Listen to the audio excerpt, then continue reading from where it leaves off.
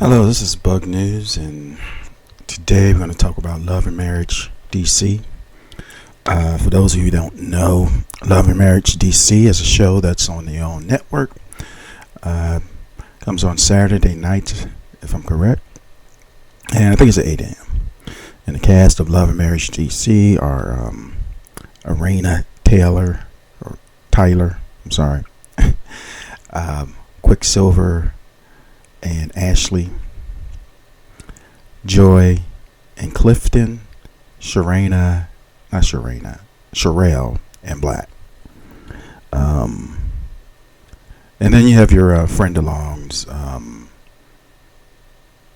or people who have extended their careers in this reality world. So you have Winter, some may say it's a breakout star. You have Carmen, who's on other shows, and you have Ashley's friend. I think her name is Aaliyah or Ashley too. Not Ashley, but I forgot her name. But anyway, and I always forget her name, so forgive me for that. But what we're going to talk about today is apparently there's some beef or hurt going on the show. If you don't really follow the show and you don't keep up with the show, you might remember that initially there was Monique Samuels, there were the Tylers, and then there were the Silvers, and then I think the Lions was on there somehow, but they only had like 2 minutes of the whole series. But anyway, it was it was a starting cast, and the Samuels left, if I'm correctly, after season 2. And then they brought in the reality TV one-hit wonders, Joi and Clifton. Well, if you listen to the Commissioner Reviews panel, I'm going to give you the title of that Love and Marriage in DC panel recap with panel. And the day is the 1st, 28th, 24th. So if you listen to that, they had Carmen on there. Carmen really got into feelings. She was talking about the dynamics of how Joi and Clifton got on the show. So, let's listen to the clip of how they got on the of how Carmen really feels.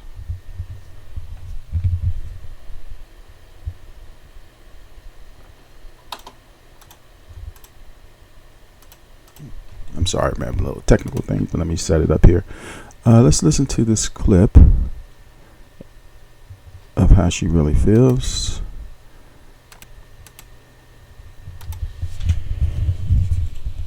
Oh shit.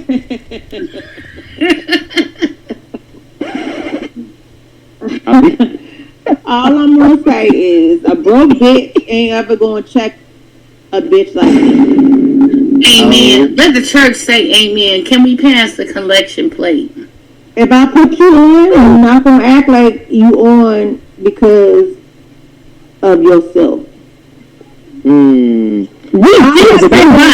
I've been on several reality shows because they want me to be on their show. Okay.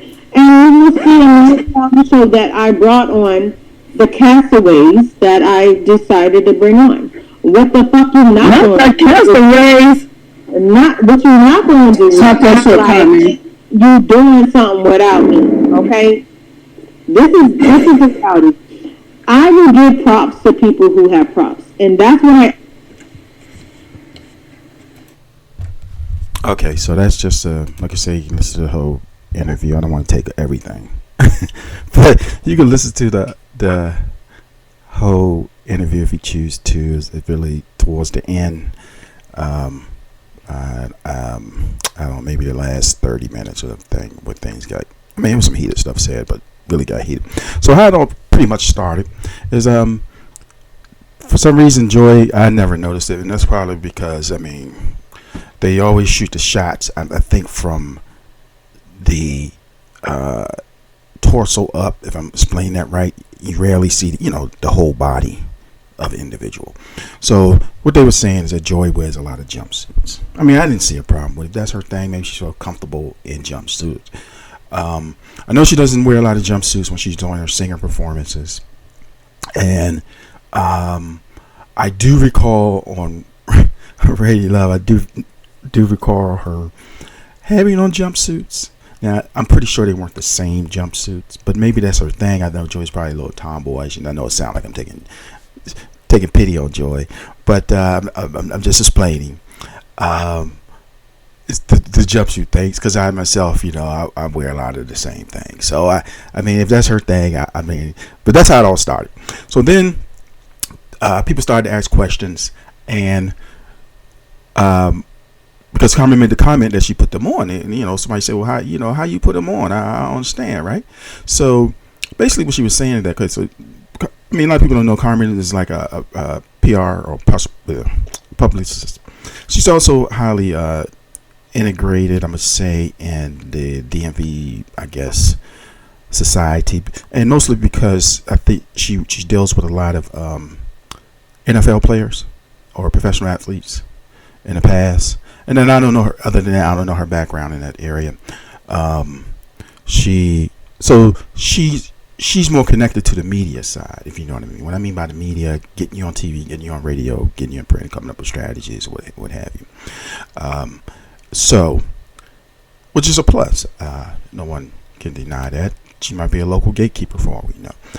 And, but if I play devil's advocate here, I guess that's the proper term to use. You got to have something to bring to the table. So Clifton and Joi probably could be marketable, right? I mean, they could kind of ride the high, but you need the right teamwork to make the dream work. So Carmen was the team at that time. She took the time to take out, to guide them, and things like this. So one of the things that she did was, Joi was in Mexico. If you listen to the thing, she was pointing out. She said she wasn't doing nothing, but Joi had a job. That was her career. She was a lounge singer, or a festival singer. So when I say festival singer, you have these local festivals, and a lot of people don't know in the background. Those people that don't show up at those festivals, sometimes they have to bid on those contracts, they're under someone. They bid on a contract that they'll be performed. So that's a whole nother discussion. But anyway, so I'm gonna say that she was making some money. Now, whether her credit was good and she was living the lifestyle of Carmen. I mean, we can look at Carmen's lifestyle. She lives in Loudoun County, so what's the average home price in Loudoun County out the gate? $700K and up. If you look at Carmen's pictures, you can clearly see that she, her lifestyle is, upper middle class or higher, and with all the cosmetic surgery, that's not a negative. All that costs money, and I think I think she works for herself. So, and Joi works for herself too, and I think Clifton might be some type of government contract. But so, paraphrasing, Carmen stated that she reached out to Clifton and then said, and like I said, paraphrasing, something on the lines that when you come back, we're going to take care of you. So basically, she was putting the things in motion so that those two could elevate to another level as far as fresh off Ready to Love, which is on OWN. So at that point, so Joi and Clifton come back. As she said, she pulls her out in Mexico. I don't know if she was singing in Spanish down there and English, but we know she was singing down there. She was a lounge singer. She was singing, but maybe she had a fan base down there. I don't know. So she comes back up here, and then they get on Fox 5 in DC. I guess they was of interest or whatever, but they get on Fox 5, and Carmen says she had something to do with that.